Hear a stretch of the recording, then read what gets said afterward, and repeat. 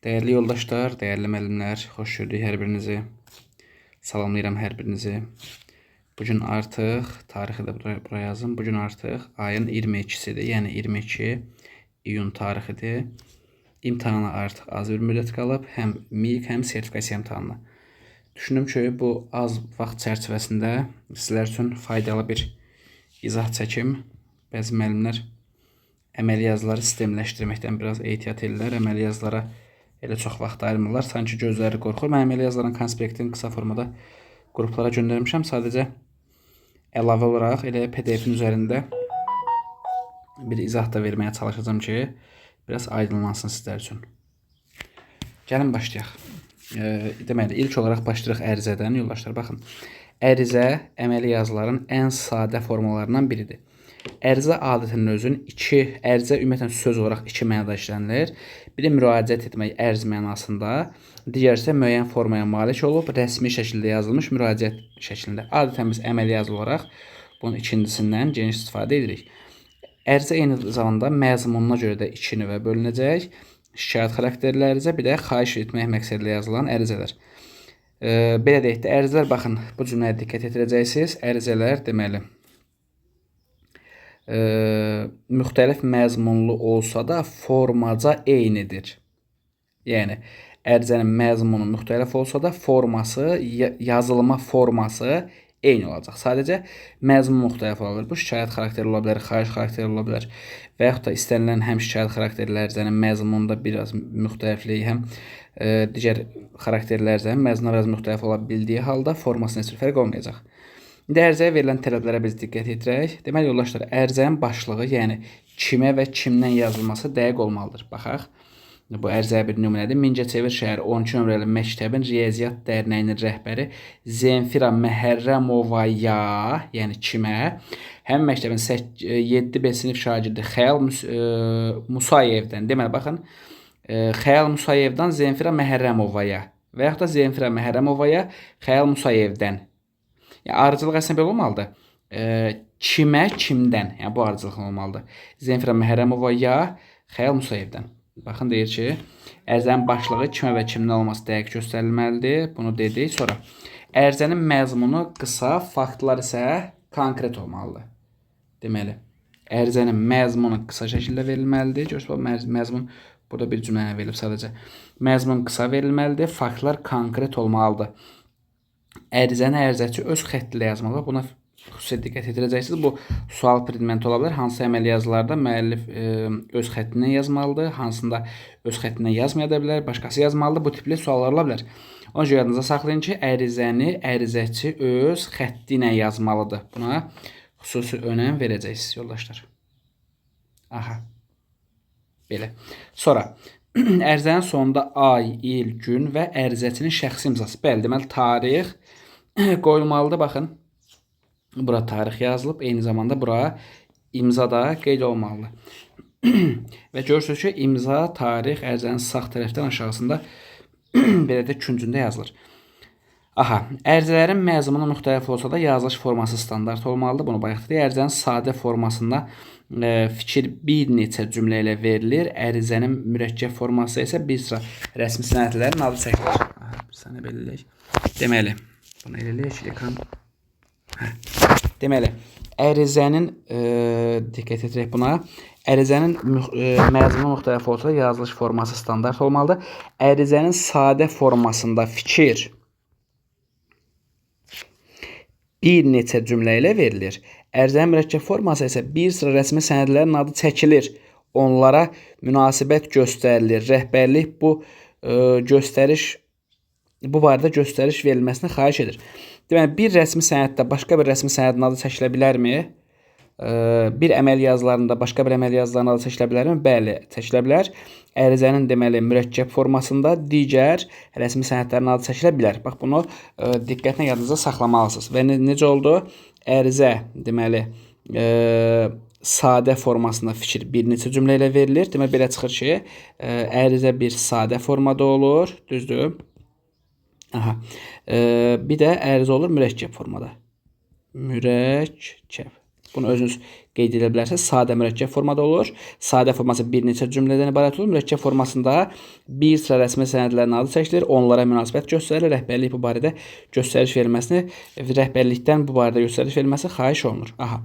Ərizənin yazılış formasını zaten görürsünüz. Ərizənin yazılış forması vərəqin əvvəlində abzasdan böyük hərflə təşkilata müraciət edilən şəxsin adı, soyadı qeyd olunur. Vərəqin 2/1 hissəsi həcmində sağ tərəfdə kimdən formasında ərizəçinin adı, soyadı göstərilir. Vərəqin ortasında ərizə sözü yazılır.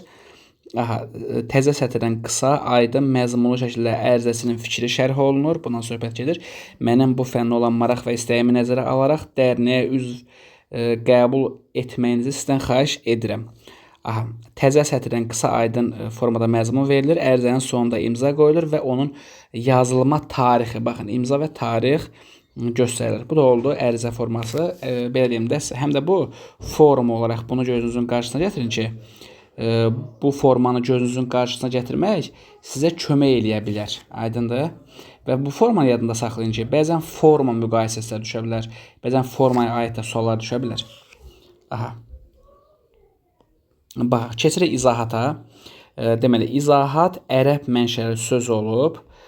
İzah sözünün cəm mənasını verir və bir məsələni, sözü və sairə ətraflı surətdə aydınlaşdırma, baxın, aydınlaşdırma, şərh etmə, bəyan etmə mənalarının özünü ehtiva edir.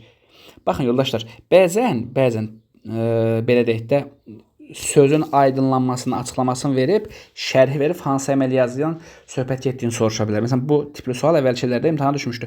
Aydınlaşdırma, şərh etmə, bəyan etmə mənasını verən əməl yazı təbii ki, izahat olacaq. Həm də sözün elə mənası da eyni şeyə gəlib. İzah edilirsə, nəysə aydınlaşdırırıq, şərh edirik, bəyan edirik. Və deyir ki, mənalarını özünə ehtiva edir. İzahat yazılı və şifahi, sadə, müfəssəl. Deməli, izahat nə oldu? İzahat 1 oldu. Deməli, yazılı. 2 oldu, şifahi. Daha sonra oldu sadə və müfəssəl. Bilirsiniz ki, müfəssəl müxtəsər sözün antonimidir, yəni müfəssəl geniş deməkdir. Aha. Deməli, ərizə sadə, izahat daha doğrusu yazılı və şifahi, eyni zamanda sadə və müfəssəl, yəni sadə və mürəkkəb, sadə və geniş olmaqla da qruplaşdırıldı. İndi gəlin izahata baxaq. Yoldaşlar, izahat ərizəyə oxşayacaq. Görürsünüz, ərizəyə də deməli, kimə və kimdən yazılırdı. Sonra izahat sözü, orada yuxarıda ərizə sözü yazılırdı. Baxın, burada da izahat sözü yazılacaq. Baxın, eyni qaydadır. Burada məzmun eynidir. Sadəcə burada ərizə yazılırdı. Burada isə izahat yazılacaq. Aha. İzahat yazılır. Sonra buradan izahatın məzmunu eyni qayda ilə imza və tarix göstərilir. Aydındır. İndi burada məsələ nədir? Baxın, izahatla ərizənin quruluşunda, sadəcə bax bu 2-də fərq olacaq və 3-də fərq olacaq. Bunun da fərqi nədir? Fərq buydur ki, burada baxın bu 1-dir. Bu 2-dir. Bu 3-dür. Bu 4-dür. Tarixdə 5-dir. İndi baxın, 1 eynidir hamısına. Buna plus qoyuruq. 2 fərq edir. Çünki burada ərizə yazılır. Amma izahata baxın. İzahatda yenə işarə eləyək. 1, 2, 3, 4, 5.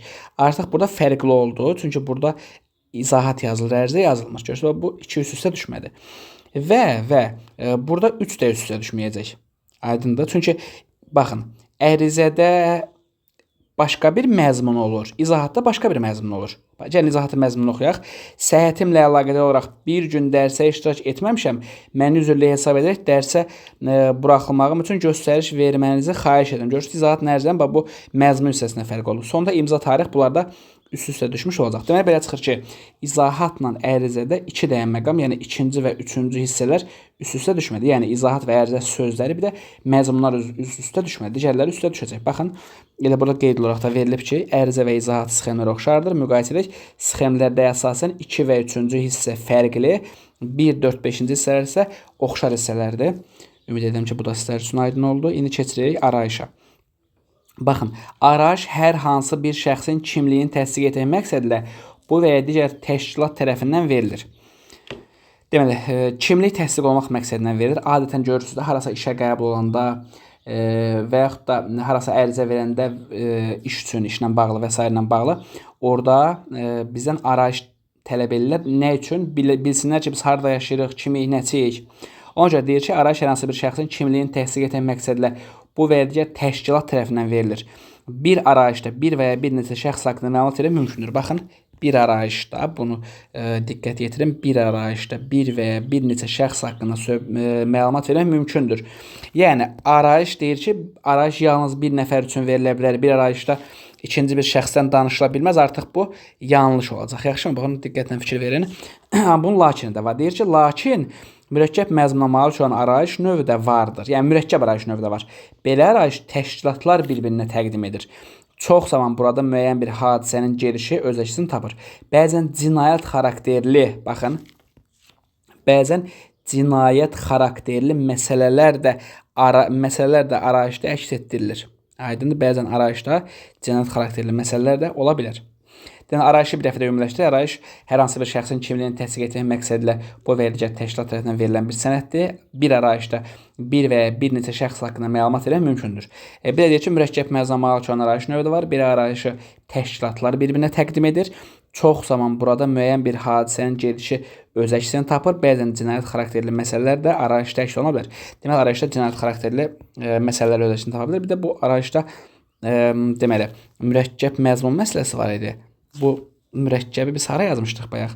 Bu mürəkkəblik məsələsinin müfəssəl, geniş mənasını verirdi. Bir növ tam üst-üstə düşməsə də, amma müəyyən qədər əlaqəliyyətdə saxlaya bilərsiniz ki, izahatda sadə ilə müfəssəl, yəni geniş ola bilirdi. Eyni zamanda gəlib arayışa baxırsınız ki, arayışda da sadə və mürəkkəb forması ola bilər. İndi gəlin arayışın yazılmasına baxaq. Arayışın özünə məxsus yazılma forması var. Vərəqin yuxarı hissəsində ortada böyük hərflə arayış yazılır. Baxın yoldaşlar. Görürsünüz, artıq arayışda birbaşa birinci arayış sözü yazılır. Amma izahatla ərizədə bu hissədən kimə və kimdən söz yazılırdı? Ortadan ərizə və yaxud da ki, izahat söz yazılırdı. Amma arayışda elə deyil. Arayışda elə birbaşa arayış sözü yuxarıda yazılır. Bunu diqqətlə yadınıza saxlayın, quruluş olaraq da. İndi baxaq. Vərəqin yuxarı hissəsində ortada böyük hərflə arayış sözü yazılır. Vərəqin sol tərəfindən üst küncündə bunu nəzərdə tutur. İdarənin ştampı. İdarənin ştampı, ştampın aşağı sətrində arayışın nömrəsi və verildiyi tarix qeyd olunur. Bəli. Aşağıda mətnin məzmunu verilir. Gəlin mətnin məzmununu oxuyaq bir. Sizdə fikir formalaşın ki, arayış nədir? Verilir Ağayev Nadir Həsənoğluna ondan ötürü ki, o həqiqətən 18 dekabr 1992-ci ildə Bakı şəhər Suraxanı rayonunda anadan olmuş və hazırda Suraxanı rayon Ziya Binyadov küçəsində 67 nömrəli evin 16-cı mərtəbəsində mənzilində yaşayır. Görürsünüz, sanki onun belə deyək də yaşayış yeri haqqında, harda anadan olma, bu haqqında arayış məlumat vermiş oldu. Deməli, mətn məzmunu verilir. Bunu dedik. Sonda arayışı təsdiq edən idarə rəhbərinin titulu, soyadı bütöv şəkildə və adı, atasının adı ixtisarla yazılır. İmza və təsdiqlənir. İmza və təsdiqlənir, möhür vurulur. Baxın, deməli, arayışın sonunda möhür vurulacaq. Digərlərindən möhür hələ ki görmürdük. Arayışın sonunda nə olacaq? Arayışın sonunda möhür də vurulmuş olacaq.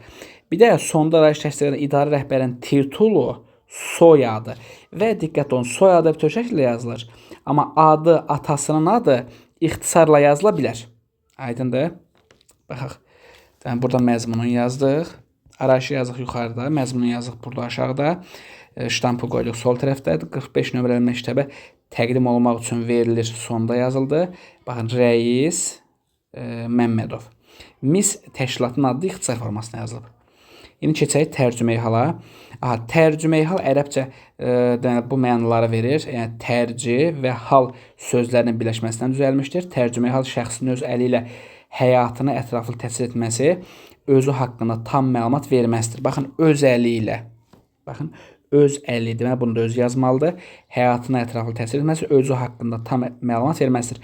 Tərcümeyi halda şəxs özünün keçdiyi həyat yolunu əks etdirməklə bərabər ata və anası, ailə üzvləri haqqında da məlumat verir. Tərcümeyi hala verilən tələblərə gəlin baxaq.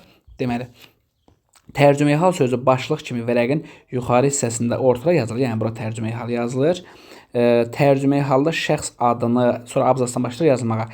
adını, atasının adı, soyadı, doğulduğu gün, ay, il, yer, şəxsiyyət vəsiqəsində olduğu kimi dəqiq göstərir. Yəni baxın, şəxsiyyət vəsiqəsində deməli, şəxsiyyət vəsiqəsində olduğu kimi, yəni şəxsiyyətdə nə varsa, biz onu o formada dəqiq ora yazmalıyıq. Məktəbdə oxuduğu dövrdə apardığı ictimai işlər. Baxın, buna diqqətli olun. Məktəbdə oxuduğu dövrdə apardığı ictimai işlər və nailiyyətləri arıcıl sadalayır. Ailə üzvü haqqında məlumat verir. Tərcümeyi hal şəxsin öz xətti ilə yazılır. Sonda şəxsin imza qoyulur və altında yazılma tarixi göstərilir. Yəni, nümunə veriblər. Bəli, görürsünüz. Tərcümeyi hal sözünü yuxarıdan yazdıq. Sonra abzasdan başlayıb mənasını yazdıq. Sonda imza və tarixi yazdıq. İndi keçək xasiyyətnaməyə. Yəni, xasiyyətnamə sözü xasiyyət və namə sözlərinin birləşməsindən əmələ gəlib. Hər hansı bir şəxsin ictimai və əmək fəaliyyətini, kollektivdəki yerini təsvir edən rəsmi sənət və xarakteristikasıdır. Bu, görürsünüz, xarakteristikasıdır. Kollektivdəki yerini təsvir edən xarakteristikasıdır. Bu nə deməkdir? Bu o deməkdir ki, rəsmi sənəddir özdə. O deməkdir ki, biz məsələn harasa işə qəbul olanda və ya da bir məktəbdən şagird vaxtı çıxıb başqa bir məktəbə keçəndə bizdən xasiyyətnamə istəyirlər. Xasiyyətnamə sən belə deyək, özün haqqında məlumat yazılır ora. Necə bir məlumat yazılır? Daha çox davranışa yönəlik bir məlumat yazılır. Aydındır? Bu özü haqqında tam məlumat tərcümeyi haldaydı. Ailə üzvləri falan, nə bilim, atası, anası, bacı. Amma xasiyyətnamə sənin xasiyyətin, xarakterin, necə davranmısan, məktəb vaxtı necə olmusan və ya da əvvəlki iş yerinin özünü necə aparmısan, kollektivə necə idin. Bax, o kimi məlumatlar yazılır. Aydındır? İndi gəlin baxaq. Xasiyyətnamənin xasiyyətnamənin işləmə dairəsi genişdir. Bəli. Belə ki, işə rəhbər vəzifəyə seçildikdə və ya dövlət orqanları tərəfindən tələb olunduqda hər hansı şəxs haqqında xasiyyətnamə verilir. Deməli, işə rəhbər vəzifəyə seçildikdə dövlət orqanları tərəfindən tələb olunduqda hər hansı şəxs haqqında xasiyyətnamə verilir.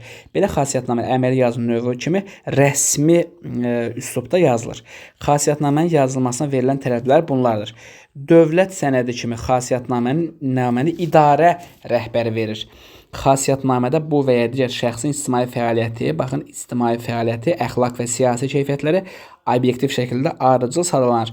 Xasiyyətnamə kimə, kimdən və haraya təqdim olması göstərilir. Baxın, kimə, kimdən məsələsi başqa harada var idi? Başqa izahatda, daha doğrusu ərizədə var idi və arayışda var idi. Və haraya təqdim olunması göstərilir. Dövlət əhəmiyyətli bəzi xasiyyətnamələr müzakirə olunur və yoxlanılır. Deməli, baxın, dövlət əhəmiyyətli bəzi xasiyyətnamələr müzakirə olunur və yoxlanılır. Bu nə deməkdir? Baxın, deyək ki, mən tutaq ki, başqa bir işə girmək istəyirəm. Əvvəlki iş yerindən mənə bir xasiyyətnamə yazırlar. Yəni, xasiyyətnamədə belə deyək də, orada məni tərifləyirlər. Kollektivlə işləməyə bacarırdı, işə həvəsli idi, nə bilim, və s. Başlayırlar, mübariz idi, yorulmaz idi, işdən başlayırlar saymaqda, mənə orada tərifləyirlər, düzdür? Amma onu heç kim yoxlamır. Görəsən, bu düzdürmü, səhvdirmi? Amma deyir ki, dövlətə əhəmiyyətli bəzi xasiyyətnamələr müzakirə olunur və yoxlanılır. Yəni, sən asla ciddi bir dövlət işinə daxil olursan, sən artıq o xasiyyətnaməni yazan adam məsuliyyət daşıyır və onu da ciddi yoxlayır. Görəsən, həqiqətənmi bu xasiyyətlər, bu xarakterlər səndə var? Xasiyyətnamələr vahid formada yazılır. Baxın, vahid forması olur. Bayaqları harada vahid formanın söhbət gedirdi? Baxın. Ərizəyə də vahid formadan söhbət gedirdi, görürsünüz. Ümumiyyətlə, əməli yazıların demək olar ki, əksərinin deməli, sabit forması var. Tərcümeyi hal, belə, xasiyyətnamə. Sonra, xasiyyətnamənin həcmi 1-2 səhifədən artıq olmur. Həcmə də fikir verin, 1-2 səhifə. Xasiyyətnamənin ən azı 2 məsul şəxs imzalayır. Ən azı 2 məsul şəxs imzalayır və müəssisənin möhrü vurulur. Baxın, ən azı 2 şəxs. Harada oldu?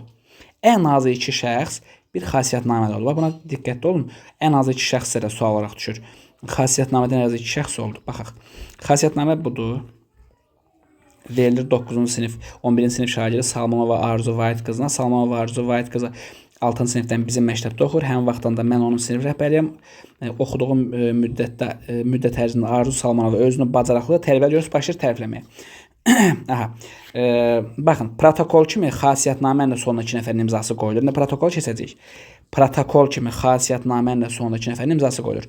Xasiyyətnamə başqası tərəfindən yazılır. Baxın, xasiyyətnamə başqası tərəfindən yazılır. Amma tərcümeyi hal şəxsin özü tərəfindən yazılır. Deməli görürüz, xasiyyətnaməni bizə xasiyyətnaməni özümüz yazası deyilik ki, kimsə bizim xarakteristikamızı deyəcəkdə, düzdür? Ona görə xasiyyətnamə başqası tərəfindən yazılır, amma gəlin bunu belirləyək də, bunun hamısını belə işarələməyək. Deməli, xasiyyətnamə başqası tərəfindən yazılır, amma tərcüməyi hal şəxsin özü tərəfindən yazılır. Belə. Hesabata keçək. Hesabat ərəbcə hesab sözünün cəmi olmaqla müəyyən tapşırığın yerinə yetirilməsi və ya görülmüş işin nəticəsi haqqında məsul şəxsə, təşkilata yazılı və şifahi şəkildə verilən rəsmi məlumatdır. Baxın, yazılı və şifahi. Yazılı şifahi başqa hardaydı? Yazılı şifahi göstərəcəm sizə hardaydı. Baxın, yoldaşlar. Sadə mürəkkəb dedik. Yazılı şifahi hardaydı? Bax, yazılı şifahi izahatdaydı. Görürsünüz? Yazılı şifahi. İndi gəlirik bura. Deməli, gəlirik bura, hesabat. Hesabat yazılı şifahi şəkildə verilən rəsmi məlumatdır. Hesabat da yazılı və şifahi formada verildi. Bunu da qruplaşdıra bilərsiniz, qeyd dəftərinizə yaza bilərsiniz. Və müəyyən tapşırığın yerinə yetirməsinə bağlı. Baxın, məsul şəxsə, yəni bir şəxsə də hesabat verə bilərsən. Təşkilata da hesabat verə bilərsən. Yaxşı. Elə bir hesabat nədir? Bax, sizə bir iş tapşırıblar. Bu işə baxırsınız, izləyirsiniz. Sonda deyəcəksiniz də filan kəs filan işi belədir. Bu yaxşı işlədir, bu pis işlədir. Yəni hesabat məzmun olaraq eyni şey yapsın. Gəlin hesabata verilən tələblərə baxaq. Hesabat inandırıcı olmalıdır. Bəli, əlbəttə ki, sənin yazacağın hesabat inandırıcı olmalıdır. Faktlar, rəqəmlər dəqiq göstərilməlidir. Tutaq ki, gətirib mal boşaldırlar. Mən hesabat götürəmsə dəqiq baxmalıyam da. Fakt dəqiq olmalıdır, rəqəm dəqiq olmalıdır. Ağlıma gələn şeyləri yazmamalıyam. Hesabatda təkrarlara, yorucu fikirlərə, yersiz statlara yol verilməməlidir. Bəli. Deməli, nə dedik hesabata? Dedi ki, faktlar, rəqəmlər dəqiq göstərilməlidir. Yorucu fikirlərə, yersiz izahatlara yol verilməməlidir statlara. Hesabat ictimai xarakter daşıyarsa, qorunub saxlanılmalıdır. Baxın, ictimai xarakter daşıyarsa, dövlətlə bağlı, ciddi bir qurumlarla bağlı bir şey olarsa, bu qorunub saxlanılır. Demək, hesabat qorunub saxlanıla bilər. Nə zaman qorunub saxlanılır? İctimai xarakter daşıyarsa. Hesabatın əvvəlində onu yazan şəxsin, kollektivin, təşkilatın kimliyi haqqında qısa məlumat qeyd edilir. Bəli, yazan şəxs kimdir o? Qeyd olmalıdır. Altındakı sətrin ortasına hesabat sözü yazılır. Sonraki sətrin abzasdan hesabatın mətni verilir. Mətndən sonra imza qoyulur və tərtib edildiyi tarix göstərilir. Baxın, gəlin də hesabatını bir oxuyun, baxın. Azərbaycan Dövlət Bədən Tərbiyəsi və İdman Akademiyasının Tək Mübarizi Fakültəsi TA 904-cü qrupun deməli 4-cü kurs tələbəsi Eyvaz Nəriman oğlu Musayevin 2010-cu il yanvar ayının 25-dən fevral ayının 15-dən Türkiyənin Antalya Kurort şəhərində təlim məşq toplanışına iştirak etməsi haqqında hesabat. Bax, bunun ardıcıllığı düşür. Görürsünüz, birinci nə oldu? Azərbaycan Dövlət Bədən Tərbiyəsi və İdman Akademiyasının Tək Mübarizlik Fakültəsi qrupun nömrəsini yazır. Kurs tələbəsi, deməli, yer, məkan görürsünüz, yazılır. Oxuduğu idarədir, təşkilatdır, nə bilim, universitet görürsünüz, o qeyd olunur. 4-cü kurs tələbəsi adı yazılır, tarix yazılır, sonra görürsünüz. Türkiyədə məkanda yazıldı. Təlim məşq toplantısı iştirak etməsi haqqında sonra hesabat sözü yazılır. Bu ardıcılığa fikir verin. Bu ardıcılıq düşə bilər. Deməli, burada hesabatın məzmunu, bunu oxumağa ehtiyac yoxdur. Görürsünüz, imza qoyulur və tarix yazılır. Hesabatı şəxs öz xəttinə yazmalıdır, özü yazmalıdır. Bura yazılmır, amma özü yazmalıdır hesabatı. Rəy. Rəy ərəb sözü olub bir şey, əsər, tamaşa, konsert, film haqqında fikir, mülahizə söyləməkdir. Baxın, rəy nə oldu? Söz olaraq əzbərləyin mənasını. Fikir, mülahizə deməkdir. Rəy nə oldu? Fikir, mülahizə oldu deməkdir. Əsər, tamaşa, konsert, film haqqında olur. Rəyin yazılmasına verilən tələblər. Rəyin başlığında onun nəyə və kimə yazılması göstərilir. Başlıq hissənin altında ortada böyük hərflə rəy söz yazılır. Yeni səhifədən rəyin ümumi məzmunu şərh olunur. Haqqında rəy yazılan şey, hadisə, fakt təhlil olunur. Onun müsbət və çatışmayan cəhətləri göstərilir. Yəni, rəydə vermirsən, rəy yazılan şey, hadisə təhlil olunur. Müsbət və çatışmayan cəhətləri göstərilir. Rəyin nəticəsi. Rəyin müəllifi müəyyən nəticəyə gələrək öz təklifi və tövsiyələrini bildirir. Bəli, mən rəy verirəmsə, sonunda öz təklifini də verməliyəm də. İmza. Rəy tamamlandıqdan sonra rəyçi imzasını qoyur, adını, soyadını, titulunu qeyd edir. Deməli, birinci nəticə, sonra imza, sonra tarix. Nümunə. Azərbaycan Dövlət Bədən Tərbiyə İdman Akademiyasının İdman Oyunları Fakültəsinin magistrantı Hüseynov Hüseyn Əli Hüseynoğlu'nun Gəncə futbolçularda maksimal aerob dözümlülüyün tədqiqi mövzusunda yazdığı magistr dissertasiyasına rəy. Başlayır indi məzmunu yazılmağa. Anotasiyaya baxaq. Anotasiya latınca anatomik sözündəndir. Qeyd aparmaq, əlavə etmək. Bunda məzmun öyrənin, mənası öyrənin. Qeyd aparmaq, əlavə etmək deməkdir. Ədəbi dildə anotasiyanın mənası kitab, jurnal, məqalə və əlyazmanın məzmunu, ideyası, siyasi istiqamətinin, məqsəd və əhəmiyyətinin qısa şəkildə şərh etmək deməkdir. Deməli, anotasiyada nəsə şərh olunacaq. Şərh olunan nədir? Kitab, jurnal, məqalə, əlyazmanın məzmunu, ideya, siyasi istiqamətini, məqsəd və əhəmiyyətini qısa şəkildə şərh edilir. Anotasiyanı əsasən müəllif özü yazır. Əsasən müəllif özü yazır. Baxın, və məqsədini bir neçə cümlə ilə şərh edir. Yəni, bir neçə cümlə olur. Çox geniş olmur anotasiya. Əsasən müəllif özü yazır. Həmişə müəllif özü yazır. Yalnız müəllif özü yazır, xeyr. Əsasən yazır, yaxşı. Anotasiyanın tərkibində aşağıdakılar öz əksini tapmalıdır. Kitabın adı, nəşriyyatın adı. Baxın, diqqətli olun. Kitabın adı, nəşriyyatın adı, nəşr edilməsi, həcmi. Kitab, nəşriyyat adı, harada nəşr edilməsi və həcmi. Diqqətli yadınıza saxlayın. Kitab müəllifinin adı, soyadı. Nədən bəhs olunması, ideyası. Kitabın nədən bəhs olunması, ideyası. Nə məqsədlə, kimin üçün yazılması. Bunlara fikir verin. Sonra protokol. Protokol yalnızca protokol ilk birinci vərəq. Diqqətli olun. İlk birinci vərəq kolos, yapışdırmaq sözlərinin birləşməsindən düzəlmiş. Kollektivlərdə keçirilən müşavirə, konferans, yığıncaq, toplantı və iclasların gedişini nizamlamaq üçün sədr və katib seçilir. Baxın, kollektivlərdə keçirilən müşavirə, konferans, yığıncaq, toplantı və s. iclasların gedişini nizamlamaq üçün nə olur? Sədr, katib. Sədr, katib arada protokolla. Sədrin vəzifəsi yığıncağı nəzərdə tutulmuş formada aparmaq, idarə eləməkdir. Katibin vəzifəsi iclasın gedişini sənədləşdirməkdir.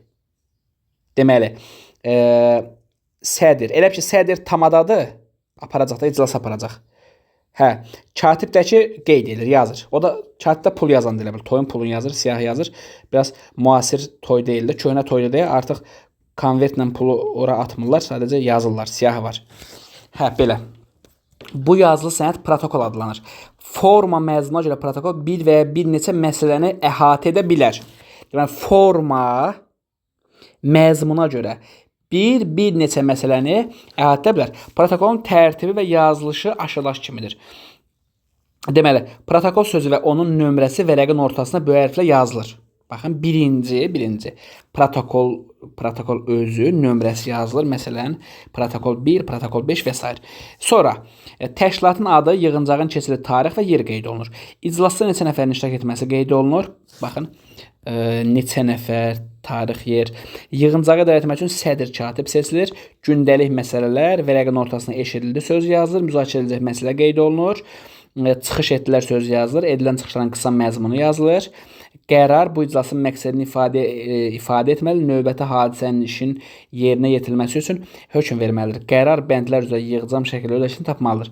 Protokolun sonunda sədr və katibin adı, soyadı göstərilir və onlar protokolu imzalayır. Görürsünüz, 2 və daha artıq şəxs imzası protokolda da oldu.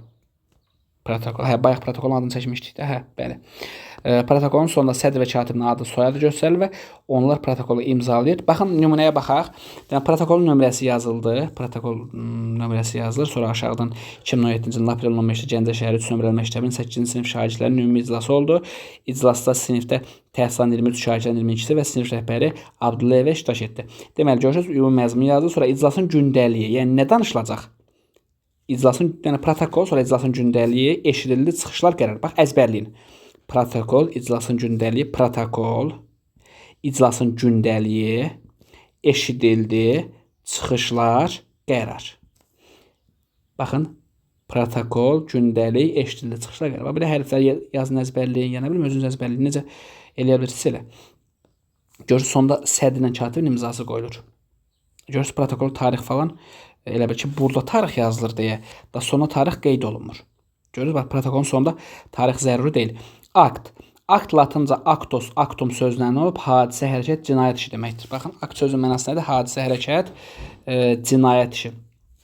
Akt məzmuna görə aşağıdakı növlərə bölünür. Cinayət aktı, dövlət aktı, bu və ya digər bir faktı açmaq üçün tərtib edilən akt. Mahiyyəti.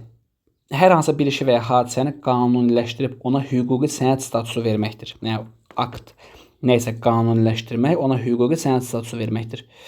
Hər bir akt təşkilat tərəfindən ayrılmış komissiyanın iştirakı ilə tərtib olunur. Hər bir akt təşkilat tərəfindən ayrılmış komissiyanın iştirakı ilə tərtib olunur və lazımi orqana təqdim olunur. Komissiyanın iştirakı komissiyadan təşkilat tərəfindən ayrılmış komissiyanın iştirakı. Hər bir aktda komissiya iştirak etməlidir. Akt aşağıdakı ardıcılıqla yazılır. Akt sözü vərəqin yuxarı hissəsində orta bölərəklə yazılır. Akt sözünün altında il, ay, gün aktın tərtib edildiyi yer göstərilir. Aktı tərtib edənlərin vəzifəsi, soyadı, adı, atasının adı qeyd olunur. Yoxlanılan hadisə haqqında dəqiq məlumat verilir. Burada hadisənin gedişi, materialın qiyməti, kəmiyyəti ödəşisini tapır. Yoxlamanın müddəti həm rəqəm, baxın, yoxlamanın müddəti həm rəqəmlə, həm də sözlə qeyd olunur aktda. Aktın sonunda nəticə verilir və məsuliyyət daşıyan şəxs göstərilir. Görürsünüz, aktda ayrıca olaraq məsuliyyət daşıyan şəxs də qeyd olunur. Nəticə də qeyd olunurdu. Nəticə başqa harada qeyd olunurdu? Hesabatda da sonunda bir nəticə yönlü bir şeylər var idi. Yekun olaraq bir şeylər var idi. Aktın sonunda, deməli, sonda aktı tərtib edilir, onu imzalayır və təsdiq edir. Baxaq. Deməli, baxın, aktda görürsünüz, bax, sol tərəfdən yer yazılır, sağ tərəfdən tarix yazılır, ortada da akt söz yazılır. Bunu əzbərləyin. Sonra aktın məzmunu yazılır. Aşağıda dəftərxana rəisi, makina bürosunun müdürü, makinası birinci şəxsin imzası qoyulur. Aydın görürsünüz. Aktda tarix gördük. Sağ küncdə, məkan, yer sol küncdə, akt sözü ortada vərəqin ortasına böyərtinə yazılır. Teleqrama baxaq. Teleqram Yunanca T ilə uzaq, qram yazı sözlərinin birləşməsindən yaranmışdır. Uzağa köçürən mənasındadır. Teleqram vasitəsilə müəyyən məlumat və müəyyən miqdarda pul. Baxın, məlumat və pul uzaq məsafəyə təcili çatdırılır. Teleqramın iki növü var. Məlumat almaq yaxud məlumat vermək üçün hazırlanmış teleqram. Burada müəyyən məlumat ödəşini tapır. Pul köçürmələr üçün teleqram. Burada pulun miqdarı ödəşini tapır. Yəni, məlumat və pul üçün teleqram var. Teleqramın yazılış forması. Şəxsin ünvanı, adı, soyadı dəqiq göstərilir. Teleqramın məzmunu yığcam və aydın olmalıdır. Mətndə təriflər, iki mənalı sözlər, kobud ifadələr olmamalıdır. Deməli, təhrif olmamalıdır. İki mənalı söz və kobud ifadə olmamalıdır. Rəqəmlər hərflərlə ifadə olunur. Görürsünüz, rəqəmlər hərflərlə ifadə olmalıdır. Baxın, deməli, aktda həm rəqəm, müddət həm rəqəm hərfinə göstərilir. Amma burada rəqəmlər hərflərlə ifadə olmalıdır. Maraqlıdır. Sonra, teleqramın müxtəlif formaları var. Adi formalı teleqram, təcili teleqram və xüsusi teleqram. Adi teleqram bu cür teleqramda işləyən sözlərin miqdarı azlıq təşkil edir. İndi adi teleqramda, məsələ buradır ki, adi teleqram. Teleqram həm birinci növünə, həm ikinci növünə aid olar. Yəni, məlumat üçün də ola bilər və pul köçürmək üçün də ola bilər. Təcili teleqramda eynidir. Həm istəyirsiniz pul köçürmək, həm məlumat üçün ola bilər. Deyir ki, bu cür teleqramda vaxt məhduddur. Teleqram tez bir zamanda sahibinə çatmalıdır. Xüsusi teleqrama baxaq. Belə teleqram vuranların şəxsiyyət vəsiqəsi tələb olunur. Deməli, xüsusi teleqram vurursansa, sənin şəxsiyyət vəsiqən tələb olunur. Ölüm haqqında məlumat verilən teleqramda həkim tərəfindən təsdiq olunmalıdır və həkimin adı, atasının adı, soyadı göstərilməlidir. Dövlətlərarası xüsusi teleqramda var ki, bunlar dövlət başçıları imzalayır. Deməli, dövlətlərarası teleqramı dövlət başçıları imzalayır. Bu da teleqram. Söz ortadan yazıldı, məzmun yazıldı bura. Aşağıda da deməli, Bakı, Çingiz Əlibəyli. Vəkalatnaməyə baxaq. Vəkalatnamə qiymətli bir əşyanın müəyyən təşkilatını almaq üçün lazımi şəxsə verilən xüsusi formada tərtib edilmiş sənəddir. İdarə və təşkilat ona etibar etdiyi şəxsin adına yazarkən imza qoyur və müəssisənin möhrü ilə təsdiq edir. Görürsünüz, deməli, idarə və təşkilat onu etibar etdiyi şəxsin adına yazarkən imza qoyur və müəssisənin möhrü ilə təsdiq edir. Vəkalatnamə, görürsünüz, möhür məsələsi harada oldu? Vəkalatnamədə də möhür məsələsi oldu, baxın. Deməli, möhür burada oldu. Vəkalatnamə təkcə təşkilatlar arasında əməliyyatda deyil, müəyyən şəxsə də aid edirlər. Görürsünüz, təkcə şəxsə yox, deməli, təkcə təşkilata yox, müəyyən şəxsə də aid edilə bilər. Fərq buradadır ki, təşkilatların birinə verdiyi vəkaletnamə xüsusi formada mətbəədə imzalanır. Bəli, deməli fərq var. Fərq nədir? Deməli təşkilatın birinə verdiyi vəkaletnamə mətbəədə hazırlanır. Amma şəxslərin birinə verdiyi vəkaletnamə elə bir şey mətbəə ehtiyat deyil. Həmin sənəd aşağıdakı kimi tərtib olunur. Vəkaletnamə kimə verilir? Onun adı, atasının adı, soyadı, vəzifəsi. Vəkaletnaməni verən şəxs və ya təşkilat adı, atasının adı, soyadı, vəzifəsi yaxud müəssisənin adı, yeri tam şəkildə göstərilir. Alınan əşyanın miqdarı yaxud etibar ediləcək materialın məzmunu, vəkaletnamənin müddəti. Baxın, vəkaletnamədə müddət var. Nədir müddət?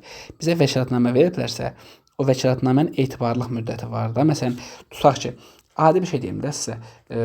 Məsələn, kim 4-cü kursu bitirən tələbə gedir hərbi xidmətə, onun diplomunu götürmək üçün kiməsə vəkaletnamə verməlidir. Buna etibarnamə deyirik də biz el arasında. Hansı ki, ondan tərəfə təsdiqlənir. Bax, həmin etibarnamə dediyimiz əslində vəkaletnamədir və onun etibarlıq müddəti var. Tutaq ki, mən onu sənə 1 ilə etibar edirəm, 5 aya etibar edirəm, 3 aya etibar edirəm. Məsələn, 1 ildən sonra artıq o vəkaletnaməni gəlib mənim diplomumu və yaxud da başqa bir əşyaya sənə vəkaletnamənin müddətlə vermişəmsə, həmin müddətdən sonra gedib onu tələb edib götürə bilmərsən. Ona görə deyir ki, müddət göstərilir. Vəkaletnaməyə məsul olan şəxsin imzası, yəni mən götürəcəmsə mən məsul şəxsim. Vəkaletnamənin verildiyi tarix, vəkaletnaməyə məsuliyyət daşıyan şəxsin şəxsiyyət vəsiqəsinin seriya nömrəsi, baxın, məsuliyyət daşıyan şəxsin seriya nömrəsi hansı daxili işlər şöbəsindən verildiyi şəxsiyyət vəsiqəsinin verilmə tarixi göstərilir. Aha, vəkaletnamə. Deməli, bu yazılı formada burada var da, bunu oxumağa ehtiyac yoxdur. Elana baxaq. Elan əməli yazıların sadə formalarından biridir. Məzmununa və məqsədinə görə bir neçə formada var. Deməli, elan nə oldu? Əməli yazıların sadə formalarından biridir. Məzmununa görə bir neçə forması vardır. Anons, reklam, afişa, bildiriş və s. kimi yazılar elan xarakterlidir. Elan bu və ya digər məlumatı insanlara qabaqcadan çatdırmaqla təşkil edici missiyanı yerinə yetirir. Məlumat toplanılarkən aşağıdakılar diqqət mərkəzində saxlanmalıdır. Məlumatın mahiyyəti, məzmunu aydın qeyd olunmalıdır. Məlumatın vaxtı, baxın, vaxt, saat dəqiq göstərilməlidir. Tədbirin keçirildiyi yer dəqiq qeyd olunmalıdır. Məlumatın kim tərəfindən verilməsi göstərilməlidir. Elan, baxın, məlumatın kim tərəfindən verilməsi elanda var. Diqqətli olun. Elanda bir və ya bir neçə məlumat ödəyişini tapa bilər. Bir və ya bir neçə məlumat olur. Baxaq.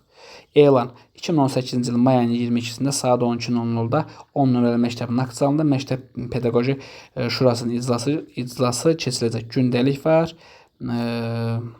Sonra imza falan var, çıxış təklif və s. Afişaya baxaq. Afişa fransız sözü olub, tamaşa, konsert, idman yarışı haqqında elan demək. Baxın, mənasına fikir verin. Tamaşa, konsert, idman yarışı haqqında elan deməkdir afişa. Qısadır, görürsünüz. Azərbaycan Respublikası Gənclər və İdman naziri Tofiq Bəhramov adına Respublika stadionu 25 noyabr 2021-ci il futbol üzrə Respublika çempionatı. Görürsünüz, burada, baxın, burada. Məlumat kim tərəfindən verilmək elanda var idi, amma afişada elə bir şey yoxdur. Yaxşı? Bu qədər sadə. Bildirişə baxaq. May ayının 10-da, saat 10-da məktəbin iclas zalında deməli, şairlərdən Sabir Rüstəmxanlı, Ramiz Rövşən və Fikrət Qoca ilə görüş olacaq. Maraqlananlar iştirak edə bilərlər. Bildiriş də qısa, sanki biraz afişa ilə oxşuyur. Deməli, görək nə kimi fərqləri var. Afişaya baxaq. Deməli, Tofiq Bəhramov adına Azərbaycan Respublikası Gənclər və İdman Nazirliyi Tofiq Bəhramov adına Respublika stadionu 25 noyabr 2021-ci il futbol Respublika çempionatı Qarabağ başlanır, biletlər satılır. Afişa bu formadadır. Qısa cümlələri qısa formada verir, amma bildiriş konkret olaraq bir xəbərdarlıq kimi. Yəni bizə diqqətimizə çatdırır bu mənada xəbərdarlıq kimi, yəni. May ayının 10-da saat 10-da məktəbin iclas zalında şairlərdən Sabir Rüstəmxanlı, Ramiz Rövşən və Fikrət Qoca ilə görüş olacaq. Maraqlananlar iştirak edə bilərlər. Deməli, tarix göstərilirdi. Tarix. Bir də məktəb şagird təşkilatı. Anonsa baxaq. Anons, deməli, radio, televiziya və mətbuatda tamaşa, konsert, kinofilm haqqında əvvəlcədən verilən müxtəsər elandır. Əvvəlcədən verilən müxtəsər elan nədir? Anonsdur. Bunu yəqin rahat bilə biləcəksiniz. Filmin anonsu gedir və sair verilişlərin anonsu gedir və sair. Məsələn, televiziyanın Space kanalında Abituriyent 2022 verilişindən fraqment göstərir və həmin verilişin efirə gedəcək gün və saat. Baxın, anonsda efirə gedəcək gün saat göstərilməlidir. Reklama baxaq. Reklam latın sözü olub qışqırmaq mənasını verir. Reklamore sözündən gəlir. Onun da mənası ilə qışqırmaq deməkdir. Aha. Davam eləyək. Sonra bu söz daşıdığı məna görə bir neçə anlamda işlənilir. Bir adama və ya demək bu da bir neçə mənada işlənə bilər. Bir adama və ya bir şeyə şöhrət qazandırmaq yaxud istehlakçı müştəri tamaşa cəlb etmək məqsədilə görülən tədbirlər, məşhurlaşdırmaq, kütləviləşdirmək məqsədilə bir adam və ya bir şey haqqında məlumat yayma, bir adam və ya bir şey haqqında məlumat verən, diqqəti cəlb edən elan, plakat, reklam tərtib edən, reklam düzələn şəxs reklamçı adlanır. Reklam tez, sərfəli, sanki nə isə reklam edir də, belə görürsüz. Yəni nə imza yoxdur, nə tarix yoxdur. Belə. Məktub. Məktubların rəsmi üsullar, ədəbi, açıq növləri məlumdur. Demək, məktubların rəsmi üsullar, ədəbi, bir də açıq növləri məlumdur. Rəsmi üsullar məktublar var, ədəbi məktub var və açıq məktub var. Məktubları iki vacib kateqoriyaya ayırmaq lazımdır. Cavab tələb edən məktub, cavab tələb etməyən məktub. Məktub yazarkən aşağıdakı sistem gözlənilməlidir. Baxın, məktubda yoldaşlar müraciət hissəsi var, surəti hissəsi var, ümumi hissəsi var, fərqləndirici hissə və yekunlaşdırıcı. Bunlar hissəyə düşə bilər. Deməli, testlərin birinə düşmüşdü. Yekunlaşdırıcı hissə, deməli və müraciət hissə verilir. 1, 2, aşağıda da cümlələr var. Bunu uyğunlaşdırmalıyıq. Məsələn, 1C, 2D, belə bu formada. Ancaq bu hissələrin mənasını bilməlisiniz. Əslinə qalsa elə, necə deyim, oxuyanda bilinir ki, bu ümumi hissədir, bu fərqləndiricidir. Fərqləndirici xüsusi bir şey qeyd olunur. Məsələn, bu məktuba əsasən məzmunu əhatə edir. Burada yazılanlara aid olan xarakterik əlamətlər açıq şəkildə şərh olunur. Referata baxaq. Referat latın sözü olub məruzə etmək, məlumat verən anlamlarını ifadə edir. Deməli, latın sözü olub məruzə eləmək, məlumat vermək anlamlarını ifadə edir. Referat əsasən bu mənalarda işlədilir. Elmi əsərin oxunmuş, kitabın və s. şifahi və yazılı qısa məzmunun xülasəsi. Elmi əsərin oxunmuş kitabın şifahi və yazılı, görürsünüz, şifahi yazılı. Şifahi yazılı deməli referatda da var. Qısa məzmunu və xülasəsi. Ədəbin yaradıcılığına və ya başqa məxəzlərin, məxəz ilə məna deməkdir, icmalına həsr olunmuş yığcam məruzə. Referat incəsənət, elm, texnika və ya təsərrüfatın ən aktual problemlərlə əlaqədar olan məsələləri işıqlandırır və məktəb həyatının ciddi hadisələrini də əks etdirə bilir. Məsələn, mühakimə xarakterli bu mövzularda referat ola bilər. Bədii ədəbiyyatda vətənpərvərliyin tərənnümü, sülh və müharibə, Azərbaycan mənim vətənimdir, şəhidlər xiyabanı, and yerimizdir və s. Referatda təkcə məzmuna, baxın, referatda təkcə məzmuna diqqət yetirməklə kifayətlənməməli, üslub, orfoqrafiya, durğu işarələri, səhvlərə də yol verilməməlidir. Əslində bu bütün əməl yazılarda olmalıdır. Sadəcə referatda xüsusi qeyd olunub.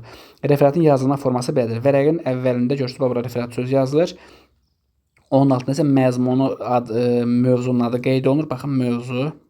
Görürsünüz, referatın deməli yuxarıda yazılır. Sol üçüncü abzasdan qısa formada mövzu yazılır. Abzasın referatın planı verilir, məzmunu yazılır. Yazının sonunda referat müəllifinin adı, atasının adı, soyadı, belə yazılma tarixi qeyd olunur. Bəzi referatlar plansız da verilə bilər. Bəli, plansız sadəcə qısa olaraq referat nümunəsi ola bilər. Məruzə. Məruzə ərəb mənşəli söz olub bir mövzu haqqında əvvəlcədən hazırlanan nitq anlamında işlədilir. Məruzə müxtəlif işlərlə və mövzularla bağlı ola bilər. Baxın, ərəb mənşəli söz olub bir mövzu haqqında əvvəlcədən hazırlanan nitq anlamında işlədilir. Məsələn, deyirəm ki, hazırlaşın, sənin məruzə olacaq. Çıxıb nəsə məruzə edəcəksən. Adətən məsələn olmuş hadisəni kimsə məruzə edir. Hərbçilər və ya da polislər olmuş hadisəni daha yüksək rütbələrə məruzə edirlər. Məruzə müxtəlif işlərlə və mövzularla bağlı ola bilər. Görülmüş işlərin yekunu ilə bağlı hesabat, yaranmış vəziyyət barədə yüksək vəzifə sahiblərinin qarşısına məruzə. Baxın, məsələn mən bir iş görmüşəm, müəssisə müdürü gəlir, mən ona hesabat verirəm. Bir də bir problem yaranır. Orada mən hər hansı dövlət işçisiyəm, polisəm, hərbiçiyəm və s. Özümdən daha yüksək rütbəli hesabat verirəm. Məruzə edirəm daha doğrusu. Bir də elmi praktik konferanslarda məruzə var. Məsələn, elmi işin yekun olaraq məruzə edirəm və s. Məruzənin forması. Məruzənin adı, müəllifin adı və soyadı, təşkilatın adı, şəhər, ölkə, müəllifin elektron poçt ünvanı. Bir də məruzə giriş əsas nəticə olmaqla 3 yerə bölünür. Məruzənin nə oldu? Məruzənin adı, müəllifin adı, soyadı. Təşkilatın adı, şəhər, ölkə, müəllifin şəhər ölçü, bir də müəllifin elektron poçt ünvanı. Bax, elektron poçt ünvanı harda istəyirlər? Bir də məruzədə elektron poçt istədilər. İndiyə qədər elektron poçt başqa yerdə görməmişik. Giriş əsas nəticə hissə olmaqla üç yerə bölünür. Birinci hissədə bəhs edilən məsələnin əhəmiyyətindən, aktuallığından danışılır. Qarşıya qoyulan məqsədə çatmaq üçün hansı yolların, üsullardan istifadə ediləcəyi göstərilir. Məruzənin əsas hissəsində görülən işin məzmunundan bəhs olunur. Münasibət bildirilir. Əsas hissədə məzmun danışılır, münasibət bildirilir. Sonda isə araşdırmalara yekun vurulur, alınan nəticələrin elmi yeniliyi və praktiki dəyəri öz əksini tapır. Müvafiq təkliflər söylənilir. Son olaraq təkliflər söylənilir, yekun vurulur, nəticə və s. Məruzənin yüksək səviyyədə hazırlaması üçün birinci növbədə onun əhatə edəcəyi məzmunun həcmi, sərhəddi, mövzuya aid ədəbiyyat müəyyənləşdirilməlidir. Yəni, mən bəri başdan bilməliyəm, nə danışacağım, nə qədər danışacağım, məruzəm nəyə istinad edəcək və s. Bütün bunlar əsasında məruzənin mətni hazırlanmalı, oradan irəli gələn ideyalar formalaşdırılmalıdır. Məruzənin tərtib olunması aşağıdakı arzulıqlar yerinə yetirilməlidir. Məruzənin mövzusu seçim sərbəstdir. Mövzunun adı. Qoyulan problemlərin müəyyənləşdirilməsi, mövzuya aid ədəbiyyat, biblioqrafik məlumat, ədəbiyyat üzərində işləmək, qoyulan problemə digər müəlliflərin münasibət və müqayisəsi, məruzənin planını tutmaq, məruzəni hazırlamaq, giriş hissə, əsas hissə, nəticə hissə. Məruzənin edilməsi, məruzənin müzakirəsi, son söz, düzəliş və əlavələr, məruzəçinin müddəalar şəklində təşkil. Baxın, bu nümunədir. Bunu özünüz oxuyub bura baxa bilərsiniz. Dediklərimiz, danışdıqlarımızdır. Giriş əsas nəticə, məruzənin mətni, istifadə olan ədəbiyyat, məruzənin müəllifi. Gəlin, ümumi qeydlər başlığı altında bəzi şeylərdən danışaq. Demək, rəsmi sənədlər, baxın, konstitusiya, qanun, məcəllə, qərar, sərəncam, fərman, əmr və s. Rəsmi sənədlərin xüsusiyyətləri. Rəsmi sənədləri xüsusi mütəxəssislər hazırlayırlar. Bu sənədlər müxtəlif səviyyələrdə müzakirə olunur və qəbul edilir. Rəsmi sənədlər mühüm hüquqi məzmuna malik olur, tarixi əhəmiyyət daşıyır. Mühüm hüquqi məzmuna malik olur, tarixi əhəmiyyət daşıyır. Rəsmi sənədlər quruluşuna görə bölmələrə, maddələrə, bəndlərə ayrılan nədir? Rəsmi sənəddir. Rəsmi sənədlərdə maksimum mükəmməllik gözlənilir. Fikrin birmənalığı, aydınlığı, hüquqi əsaslılığı qeyd olunur. Hüquqi əsaslılıq. Rəsmi sənədlər dövlət yaxud hökumət təşkilatlarının tərtib etdiyi xüsusi qayda, yəni rəsmi şəxsin imzası, möhrü ilə təsdiq olunan sənədlərdir. Rəsmi şəxsin imzası, möhrü. Dövlətlərarası və dövlətdaxili münasibətlər bu sənədlərlə deməli, dövlətlərarası və dövlətdaxili münasibətlər hansı sənədlərin tənzimlənir? Rəsmi sənədlərə. Gəlin, indi işgüzara baxaq. İşgüzar sənədlər tərcümə, hal, reklam, ərizə, akt, bildiriş, vəkalatnamə, etibarnamə demək. Görürsünüz, bayaq dedim ki, vəkalatnamə, etibarnamə kimi də işlənilir. Elan, arayış, izahat, protokol. İşgüzar sənədlərin xüsusiyyətləri, xüsusi dövlət əhəmiyyəti daşımır. Rəsmi sənədlərin fərqli olaraq. Həcmcə rəsmi sənədlərin kiçik olur. Deməli, rəsmi sənəd daha böyük olur. İşgüzar sənəd kiçik olur. Bu sənədlərin müəyyən hissəsini hər bir şəxs özü hazırlayır. Baxın, hər bir şəxs özü hazırlaya bilər işgüzarı. Belə sənədləri yazmaq üçün çox vaxt hazır formlar, şablonlar olur. Sənədlər hər hansı bir məsələ ilə bağlı tərtib edilir. Akt, protokol. Baxın, diqqət olun. Aktla protokol daha çox işgüzar sənəd sayılsa da bu sənədlər rəsmi sənəd səviyyəsinə daşır. Rəsmi sənəd səviyyəsi daşıya bilər. Demək, aktla protokol daha çox işgüzardır, rəsmi sənəd səviyyəsi daşıya bilər. Səciyyəsi daha doğrusu. Sonda iki şəxs imzası olan əməli yazılı protokoldan xasiyyətnamə. Diqqətli olun, protokol, xasiyyətnamə. İndi baxın, burada ki, hər bir şəxs özü hazırlayır. Bu daha çox fərqdir. Çox vaxt hazır formlar, şablonlar olur. İndi gəlin bura baxaq.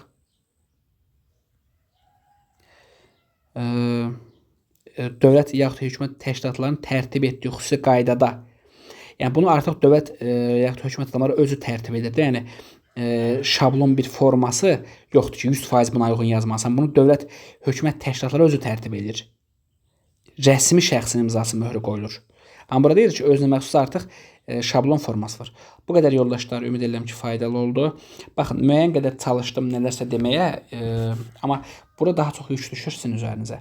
Baxmalısınız, analiz eləməlisiniz, hissə oxumalısınız, müqayisə eləməlisiniz, testlərinə baxmalısınız.